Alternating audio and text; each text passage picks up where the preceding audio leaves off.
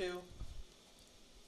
Hello, everybody. Welcome to the Sportscoat Sportscast. I'm your host, Ben Heydrich, along with Nate Cross and David Nimitz. We're here on a very special episode, a live episode, an all-day holiday.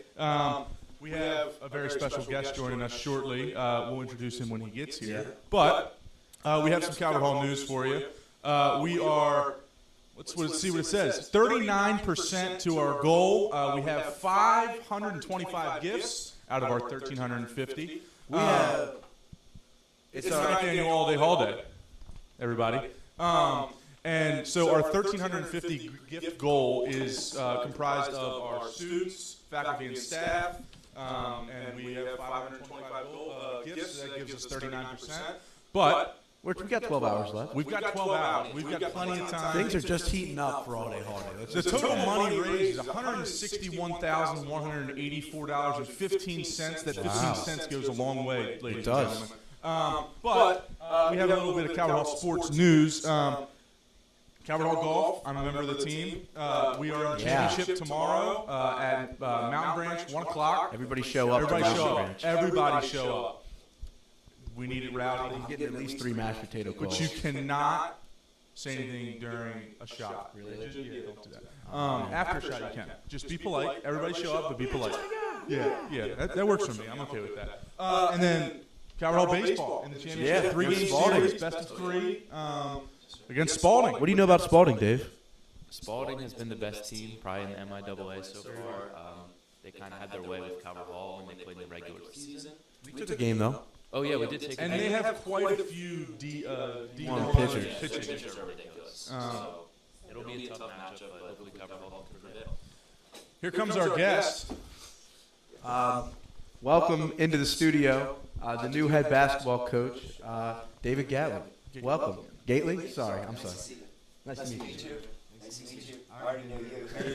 Welcome to the podcast. Thank you very much. Yeah, so just a little introduction of Mr. Gately. He graduated as the second leading scorer all time at Loyola College, which is now at Loyola University. He's since had his number retired. All-century team at Loyola. Yes. He's your BCL Hall of Fame member. It's pretty big. And you also won the 2015 championship here with Coach John Bowersfeld. Yeah. So he needs no introduction, but there it was. Yeah, Coach David Gately. So thank you so much for having me. I'm so excited to be here at Calvert Hall. I'm a St. Joe guy. Don't hold that against me, but I've spent 9 years here previously under Coach Bowersfeld. Unfortunately, we won 7 championships through fresh soft, JV, and varsity during that time. And my only son went here. So I didn't go anywhere else. He came here, had a great experience. He played for Coach Lou and Coach Bowersfeld. And I'm just happy to be back. All right, so let's get into some questions here. So you were the second all-time leading scorer at the University of Loyola.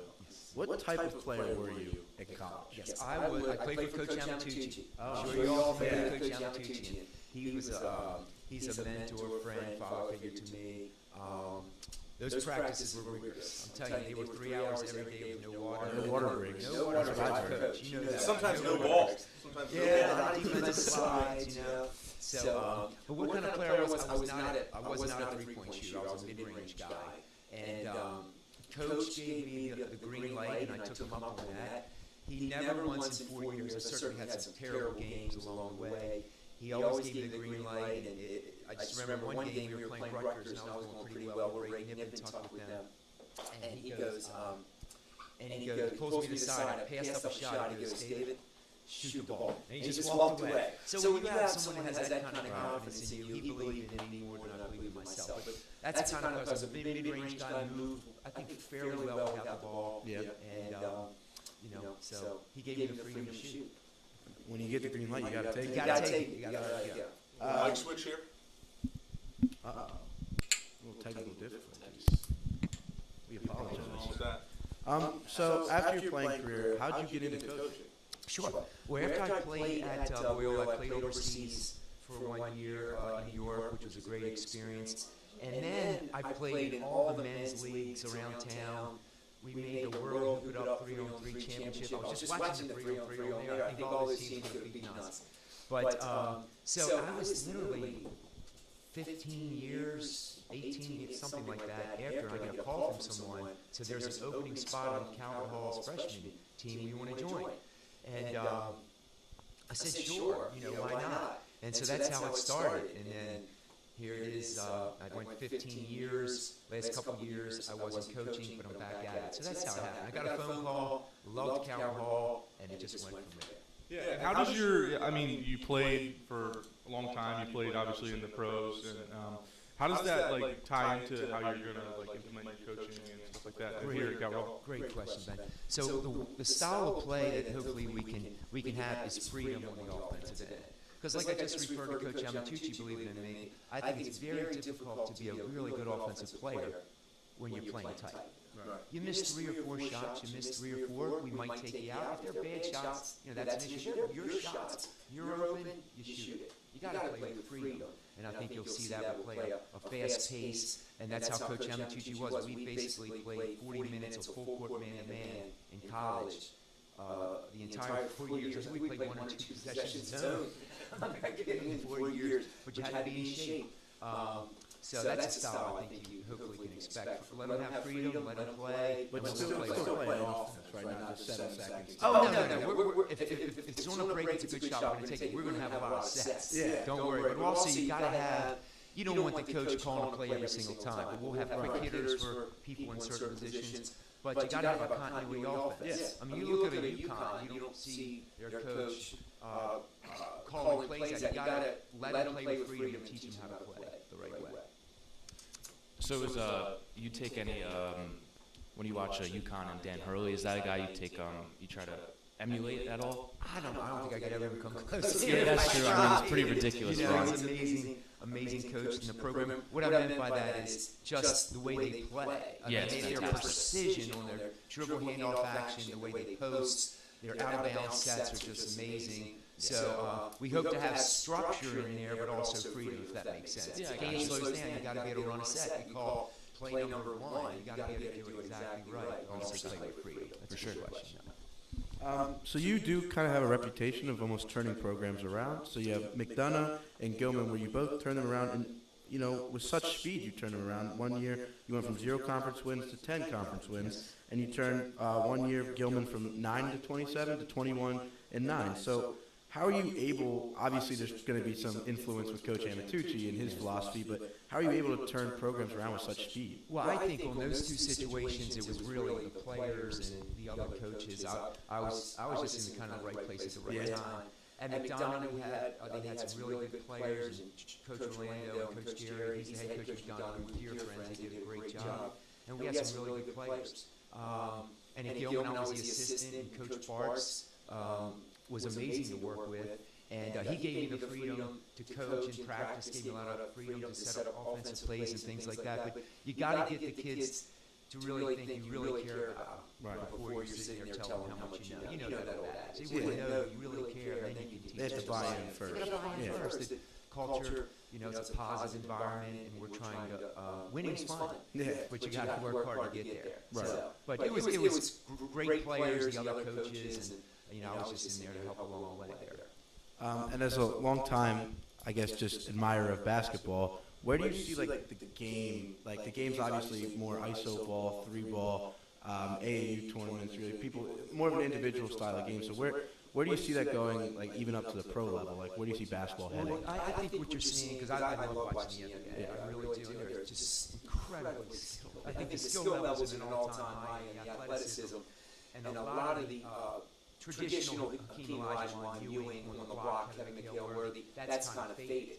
Because you do the math, 3s versus 2s, you got to take some 3s. But I think the skill level's amazing. I think it's going to continue to get better. And the European style of basketball is sometimes they spread the court and they pass and kick. But the players are just, I watch these NBA games, I'm really amazed. I'm sure you all how skilled these people are. And I think it's going to continue. I think the fact that we have a 7-foot center in the NBA making some of the most beautiful passes we've ever seen is really a testament to how skilled these players have gotten. And I do think that there's almost a resurgence of the big man. I mean, the top 3 big men are some of the best 3 players in basketball. So I do think we might be going back to, not fundamentals per se, but I think as we get more analytics, the 3-ball needs to be there, but the high percentage looks still have to be there. Yeah, and you notice in the playoffs, the defense on the perimeter is a lot more difficult to get open 3. So you see a lot lower scoring games, and you see people attack the rim and try to get to the line because the intensity on the defensive end has picked up. And I think when you get to like the BCL and MIA games, the intensity's high. You're going to have to get to the line and score inside. That's a good point. Right. So yeah, just watching the NBA playoffs and just in general, like, what team are you rooting for? Who's your favorite team, by the way? I'm a Pacers fan. Okay, good. So hopefully we meet in the finals. I'm a Mavs fan. So I love Kyrie and Luka and Washington and Gafford add a lot to the team with their size. So that's my rooting interest. That seemed to be what the Mavericks are missing a little bit, was just the interior presence. Absolutely. You obviously got Luka, who, I don't think I would trust any person more in the league with the ball in their hands. Maybe Steph Curry, but fourth quarter, I kind of like Kyrie too. He's the best player in the league, but I'm biased a little bit to the Mavs. Yeah. So why are you Mavs fan? I just like I like the way Kyrie and Luka play, how skilled they are. They play well together. A lot of people were apprehensive if they were going to mesh well, Right. if you recall. So they play well together, they stick together, and I think you're right. Washington and Gafford coming in, you got to have an inside presence. Right. And I think relating back to the Calvert Hall, I think we will have an inside presence. We've got some kids that are playing football right now that are committed to playing. And I checked with all of them, so we got the size and we have some skilled players, and we're just trying to take it one day at a time. That seemed to be, to me, what was really missing last year was that it just seemed a lot like we were getting hounded on the boards, and we weren't getting a lot of second chance looks, and we were allowing teams to get a lot of second chance looks. And I just think it was more, we needed that. We needed that fire inside, and I just think, maybe turn around this year with just in a rebounding aspect in general. Yeah, if you can't rebound, you can't win, right? That's true. I mean, you can make every shot, but that's true. I mean, you started talking about the players down there a little bit. What did you see down there when you were watching? I tell you, I saw a lot of the players that are in the Calvert Hall varsity workouts and JV workouts now, and there's some real skill in this program. We got to try to mesh everybody together. And when I look in the huddle and look at these young men, I think they're hungry for something really good to happen here. And I mean that. It sounds corny, but I really think I look at them and say, man, they really want to win. Yeah, you have the pieces. You just got to put the puzzle together. Yep. You got anything? I'll get back to your, this is just a question I have, like getting back to your playing days, was there a certain player or somebody that you tried to model your game after at all? I do, and again, I don't think I was very skilled. I mean, you look at me, I wasn't very athletic. I thought the one thing I could do fairly well was move without the ball. And I was in really good shape. So it would probably be, you may not even know him, as Richard Hamilton. Okay. Yeah, no, I got you. Yeah. So if you ever watched him coming off screens, he was a way better shooter than me. But the way he moved, and playing in all those men's leagues for years and years and years, people don't want to guard people that move without the ball. They just get tired, and you're opening the lane, you're shooting a floater. But I think that would probably be, it's like Richard Hamilton, I think he was an amazing player, a UConn guy, and he was one of the best people moving without the ball I've ever seen in my career. So that would probably be the one person. Yeah, I think one of the best scorers of the early 2000s. For sure. Yes, exactly. Yeah. Pistons guy. Then he added the three-point line of necessity later in his career, remember, because he was more of a mid-range guy. Right. Yeah, I mean, I was seeing, I'm a big college guy, so I'm watching the Kentucky-Oakland game, and Jack Bolke, just the way he was able to move without the ball, and it was just killer. And, I mean, Kentucky doesn't know what to do, and it's just fantastic to see how some of these guys can just come off screens and just hit shots just with ease. Exactly. Yeah. And then once they're pursuing you off those screens, then he's such a great shooter. Guys running out, he can up fake, right? Oh, yeah. And then he can maybe get 3 shots or take a dribble in, everyone collapses, he can kick. It creates a lot of pressure on the defense when you got a guy like that that can move and shoot the ball. That's always something special. Yeah. I really enjoy watching that, Yeah. I mean, I'm gonna give you a little update here. Just refresh on the screen again. It's the 9th annual all-day haul day. We're 39.3% to our goal. We have 11 hours and 50 minutes left. We've gotten 5 gifts in that last 5 minutes we've been sitting here with a grand total of $161,990.91. So that's your little update for the 9th annual all-day haul day. From the peanut gallery, isn't it true that you once played in a basketball tournament on a broken ankle or something? I'll give you a quick 30-second summary of that. We were playing in a World 45 and Under Championship in Jacksonville, Florida. And I went up, I was playing in running shoes, which is like, why? I felt more comfortable. So I went up for a jump hook, landed on someone's foot. I completely dislocated my ankle. And I started to go in shock, and everyone's looking, they're like, call an ambulance, and I literally didn't know what to do. I took it, and I popped it back in. And it started swelling, and I tore all the ligaments, and the next day, I said to the trainer, I said, can you tape this up? And she goes, no, I'm not going to do it. And then she said, I said, well, I probably tore everything anyway. So I ended up taping it, warming up, and then playing. And I don't know why. I don't know. I was in a boot for a month. I don't know if it was worth it or not. But we won the tournament. We beat a team with a couple ex-NBA guys. But looking back, probably kind of the Coach Amatucci influence there. Like, it's not broken, you're playing. So, yeah, that was a painful but rewarding memory. We did win the championship. Was he one of those big guys who said, "Are you hurt or are you injured?" Yeah, you better be really. Yeah, you got it. Yeah, I'm telling you. That's great. and I was. We were going to play basketball after this, and I did bring my running shoes. So thank you. So thank you for that. Right, every layup, I'm going to be coming down a little more soft. Yeah. I don't know. What sports do you follow here? I mean, you've been here for a long time. Yes, I've been here, and I've been out to several football practices, and it's great. You're sitting there. Part of the battle in life is just being there, and I'm meeting some of the parents on the sidelines, chatting with them, and he goes, Coach, I got this kid, that I think you ought to really see, and then I end up going to recruit him, and it may work out. Actually happened twice, and then another parent stopped and said, I got this kid, that we may look at. And then I love baseball. My son played baseball. I played baseball at St. Joe for a couple of years, so I went out to watch a little playoff game, and they beat Curly pretty good, which is great. And I love the 7-on-7 action out there, so I enjoy all sports. My son played baseball in college, one of my daughters swam at Delaware, and one played lacrosse in the Big South. So I like all sports. Calvin Hall's got a great sports program, Ben, as you know. Yeah, and we mentioned earlier before you got here that we have, I know, 2 teams right now that are headed to the playoffs. One is the golf team. They're in the championship tomorrow. You can give a self-promo there. Tell me on the golf team. Yeah, I did earlier. And then we have the baseball team starting a 3-game set today against Spalding. 3-game set for the championship. So, yeah, that'll be good. And is that held at Ripken, or is it? It was Anne Arundel for a while. Joe Cannon. Joe Cannon. I know that name. Okay. That's Bowie, Yeah. right? No. That's Space Up. Joe Cannon is next to Arundel Mills. Oh, yeah. Pretty close though. Miss Lackey is saying it is not close, and Arundel Mills? Arundel Mills. Oh, wow. And Bowie are not close.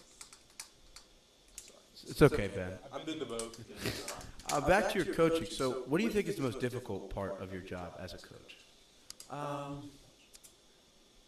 I think the most difficult part here, because I see a lot of talent, out there, and if you bring a couple kids in, making decisions on roster. Right. And I know you all sound like you're going to be coaches at some sport. That's a very difficult process, and not a fun time, but it's a necessity. I think that's the most difficult. And then of course playing time. But I love practices and the preparation. I was always a guy who, because I didn't have a lot of athletic ability, I kind of practiced harder than everyone to try to flatten out the field there. But that's the most, the most difficult. Well, in general, playing sports, I always thought basketball practice was the most fun because I think it's just one of those like head-up sports where you can get so competitive. You never went through a Coach Amatucci practice. No, not that kind of practice. I meant scrimmaging. And baseball's fun. Yeah, just getting that competitive edge. It's like different than doing lineman practice in football where you're like duck walking for 2 hours. But yeah. Ben, you got anything? I guess we can talk a little baseball, right? Orioles. Yeah, we're what's our record? 20. I want to say we're 26 and like 14. All right, that works for me. Game today. We were off yesterday, but any info? Yeah, so my thoughts on that. I think with Bradish and Means coming back, it gives us a lot of depth. The closer spot's a little concerning, Ben. And, we talk about at Country Club of Maryland, but they'll figure it out by committee there. And Kimball struggled, but I give him a lot of credit for going back to be that setup guy. Didn't even bat an eye, got 500 some saves. Offensively, Rushman's just on fire. You know, Westberg is really tough, and with Gunner and Rutschman there, you know, Mullins is scuffling a little bit. Hopefully, we can figure it out.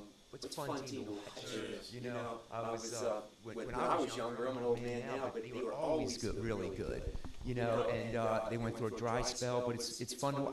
I don't miss many games. Like the Mavs and them are on, then I gotta decide what's going on, flip back and forth. Yeah. But I love the others. Throughout our most of our childhood, they were terrible. In 2014, they were good. 2014 was the best. What was your favorite memory as an Orioles fan? I'll update. The Orioles are 27 and 14. Okay, all right. Favorite memory? I'll give it to when I was a freshman at Loyola in '83, Loyola College. We had a player from Monsignor Bonner as a freshman also, great Catholic League program, and obviously Roman Catholic. We had a kid, you guys know Roman.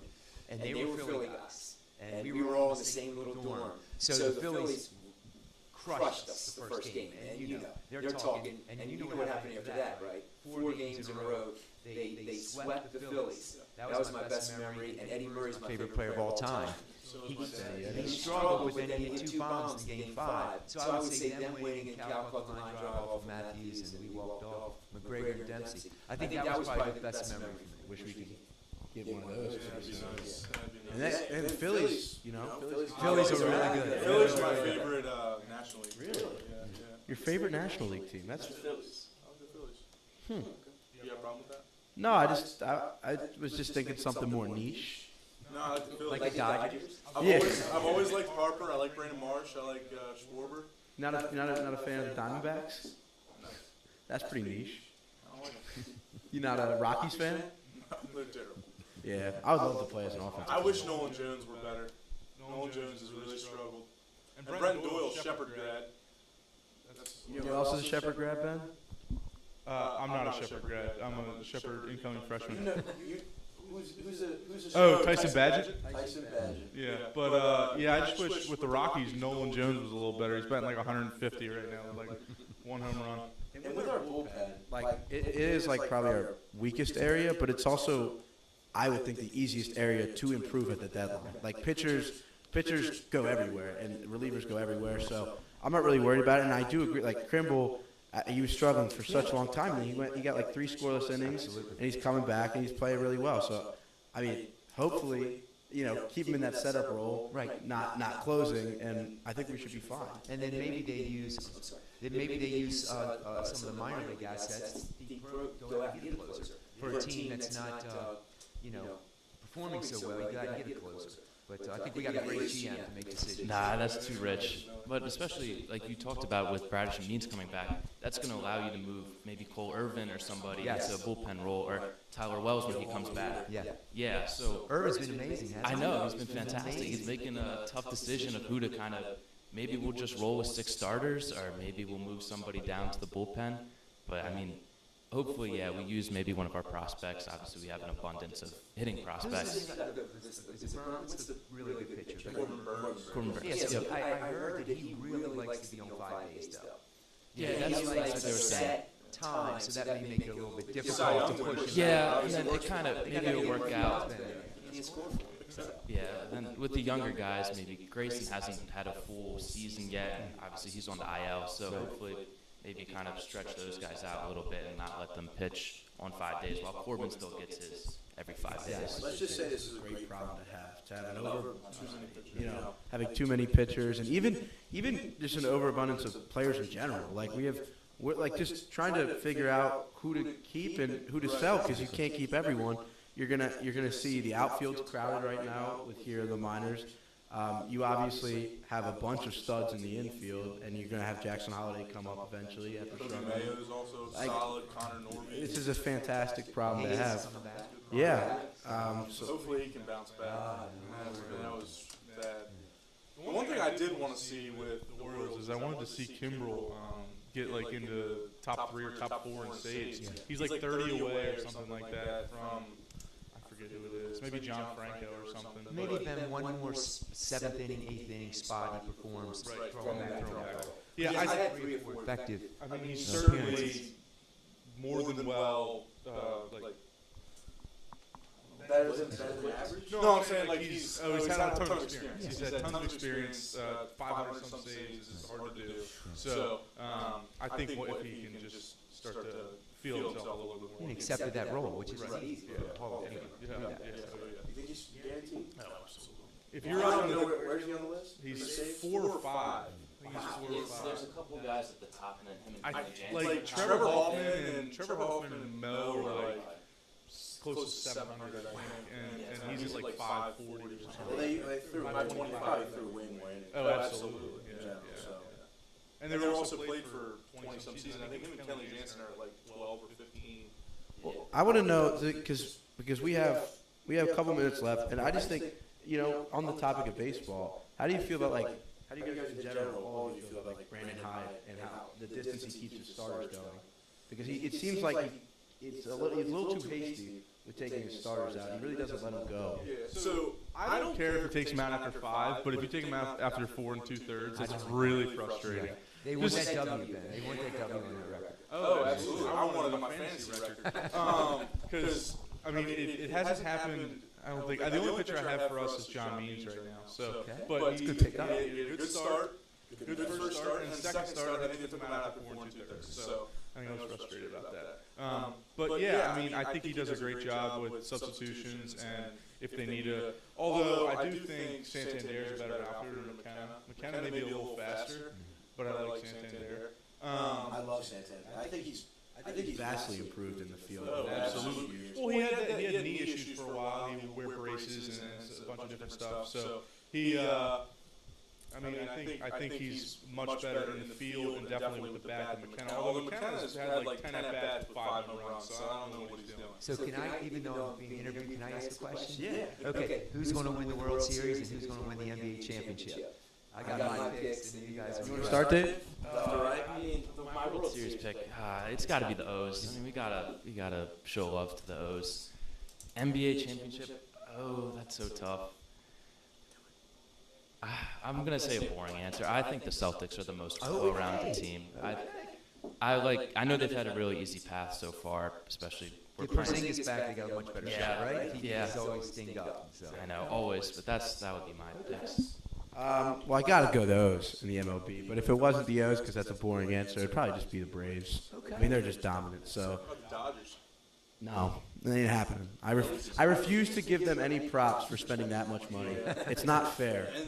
And So how about your NBA? The NBA, it's got to be the Pacers. If we can extend it to 7 and get to the conference finals, I think the speed at which they play at is a real. It showed in the playoffs to be a real threat because when they're on, they've had 2 or 3 blowout wins. So when their pace is going and they can and how. And when Turner's knocking those threes down.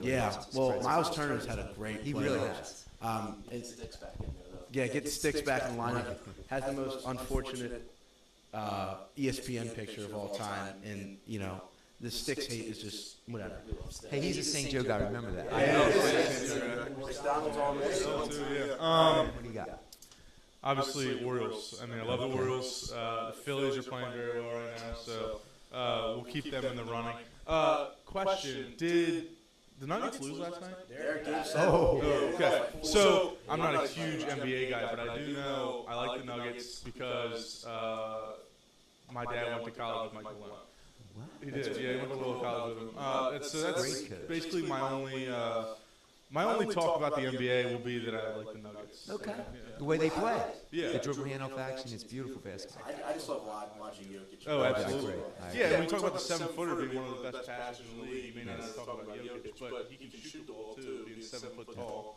I mean, Great touch around the rim, too. And he's an underrated defender. If you looked at advanced stats, Jokic is a very underrated defender, and I just think it's just like the how fans see him. Like they just almost see like kind of a guy who's not super athletic, so you're not going to get these Miles Turner level blocks where he's averaging 3 blocks a game, and he's not just swatting him; he's swatting him like 10 rows deep. And he could play a long, long, long time because he doesn't have the pressure of bouncing up and down. Okay, so I'll give you mine. Mine are going to be very easy. Orioles and Mavericks. Totally so. Yeah. And we have about 1 minute left. So one final question for you. This is an NBA question. Who is your greatest basketball player of all time? Greatest or favorite? Or Both. Okay. Greatest, I think it's Michael Jordan. Yes. I mean, LeBron, I've had some heated debates with people. He's amazing, his longevity, all-time leading scorer. But I think Jordan's, I think he was 6 for 6, right, in the finals. And it took him a while to get there. Took him a while to get there. And then my all-time favorite player is Larry Bird. I love Larry Bird. I love Larry. All right, again, here on the 9th Annual All Day Holiday, we will wrap up with a little update. Seems like we got a big gift in here because we're at 40.4% with just two more gifts than when we checked last time with 546. And we're at $214,339.44. Again, still a lot of time, 11 hours, 43 minutes to go, but we're at make your gift. Make your gift now. I mean, we're at 40.4% of our goal of 1350. Again, 1350 represents the students, faculty, and staff here at Calvert Hall, including us, Miss Danielle, Coach Gailey. Not yet, but on my way out. Who do I donate to? How do I make a donation? I can take your She's not. I'm not getting out here now. Yeah. All right. So the 9th Annual Holiday. We're going to wrap up here. You got anything to say?